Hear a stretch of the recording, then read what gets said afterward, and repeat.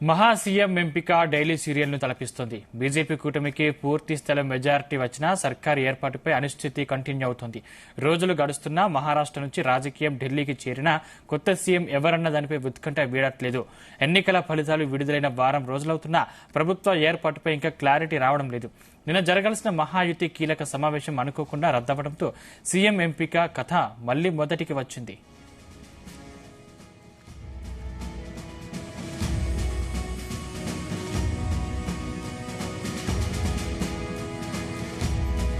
ఆపద్ధర్మ ముఖ్యమంత్రి ఏక్నాథ్ షిండే అడుగులు చర్చనీయాంశంగా మారాయి. సతారా జిల్లాలోని తన సొంత గ్రామానికి ఆయన చెప్పపెట్టకుండా వెళ్లిపోవడం రకరకాల ఊహాగానాలకు తావిస్తుంది. బీజేపీ నేత దేవేంద్ర ఫడ్నవీస్, శివసేన నాయకుడు ఏక్నాథ్ షిండే, ఎన్సీపీ నేత అజిత్ పవార్ గురువారం రాత్రి ఢిల్లీలో కేంద్ర హోంశాఖ మంత్రి అమిత్ షాతో పాటు కేంద్ర మంత్రి జేపీ నడ్డాతో సమావేశమయ్యారు. మంత్రివర్గం కూర్పు, మంత్రి పదవుల పంపకంపై వారు చర్చించినట్లు వార్తలొచ్చాయి. ఫడ్నవీస్, షిండే, అజిత్ పవార్ ఢిల్లీ పర్యటన ముగించుకుని శుక్రవారం ఉదయం ముంబైకి చేరుకున్నారు. శుక్రవారం ముగ్గురు నేతల మధ్య కీలక సమావేశం జరగాల్సి ఉంది. నూతన ముఖ్యమంత్రి ఎంపికతో పాటు మంత్రి పదవుల పంపకాన్ని ఖరారు చేస్తారని ప్రచారం జరిగింది. కానీ ఏక్నాథ్ షిండే ఆకస్మికంగా తన సొంత గ్రామానికి వెళ్లిపోవడంతో చర్చలు ఆగిపోయాయి.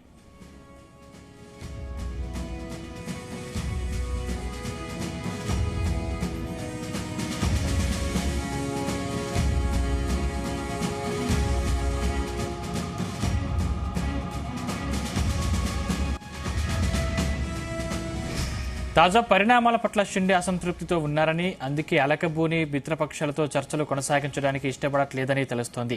ప్రభుత్వ ఏర్పాటుపై సస్పెన్స్ మరింత పెరిగిపోయింది. మహాయుతి సమావేశం ఆదివారం జరగనున్నట్లు షిండే వర్గాలు తెలిపాయి. కొత్త ముఖ్యమంత్రి వచ్చే వారం ప్రమాణ స్వీకారం చేసే అవకాశం ఉందని వివరించాయి.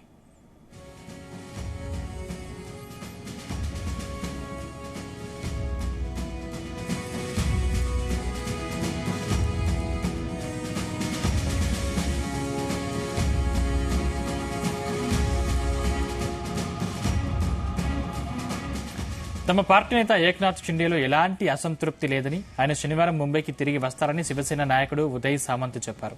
ఢిల్లీలో షిండే తమ పార్టీ డిమాండ్లను అమిత్ షా దృష్టికి తీసుకెళ్లారని తెలిపారు. దీనిపై అమిత్ షా అతి త్వరలో ప్రధానమంత్రి నరేంద్ర మోదీతో చర్చిస్తారని వెల్లడించారు. బీజేపీ 132, షిండే శివసేనకు 57, అజిత్ ఎన్సీపీకి 41 సీట్లు గెలుచుకున్నాయి.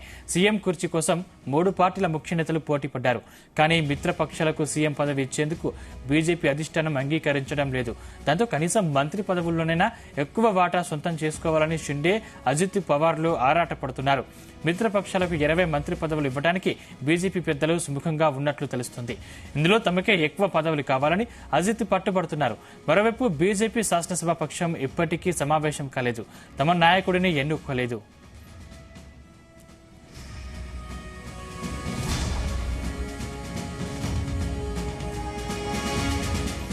మనకే ఇవ్వాలని ఏక్నాథ్ షిండే తొలుత డిమాండ్ చేశారు. బీజేపీ అగ్రనాయకత్వం బుజ్జగించడంతో మెత్తబడ్డారు. ఉప ముఖ్యమంత్రి పదవి తీసుకోవడానికి అంగీకరించినట్లు తెలిసింది. కానీ కీలకమైన హోంశాఖను తనకే అప్పగించాలని షరతు పెట్టారు. షిండే మనసు మార్చుకుంటున్నట్లు ఆయన పార్టీ వర్గాలు చెబుతున్నాయి. ఉప ముఖ్యమంత్రితో సరిపెట్టుకోవడం ఆయనకు ఇష్టం లేదని అంటున్నాయి.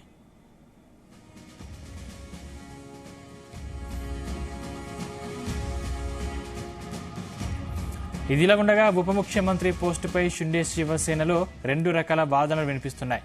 ఈ పదవి తీసుకోవాలని ఒక వర్గం చెబుతుండగా అవసరం లేదని మరో వర్గం వ్యతిరేకిస్తుంది. ఇప్పటిదాకా ముఖ్యమంత్రి పదవిలో ఉన్న నాయకుడు ఉప ముఖ్యమంత్రి కావడం ఏమిటని షిండే వర్గం ఎమ్మెల్యే సంజయ్ సిర్సాత్ ప్రశ్నించారు.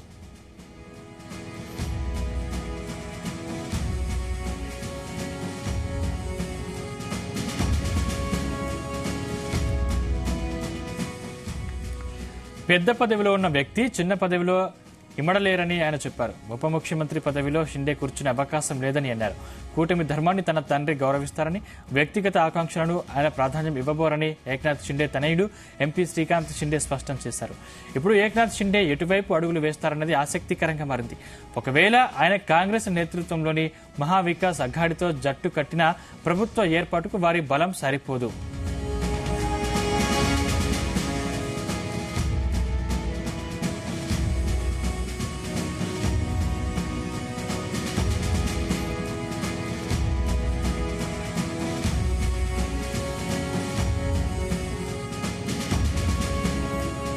మహారాష్ట్రలో ప్రభుత్వ ఏర్పాటుపై అమిత్ షా, జేపీ నడ్డాతో సానుకూల చర్చలు జరిగాయని ఏక్నాథ్ షిండే చెప్పారు.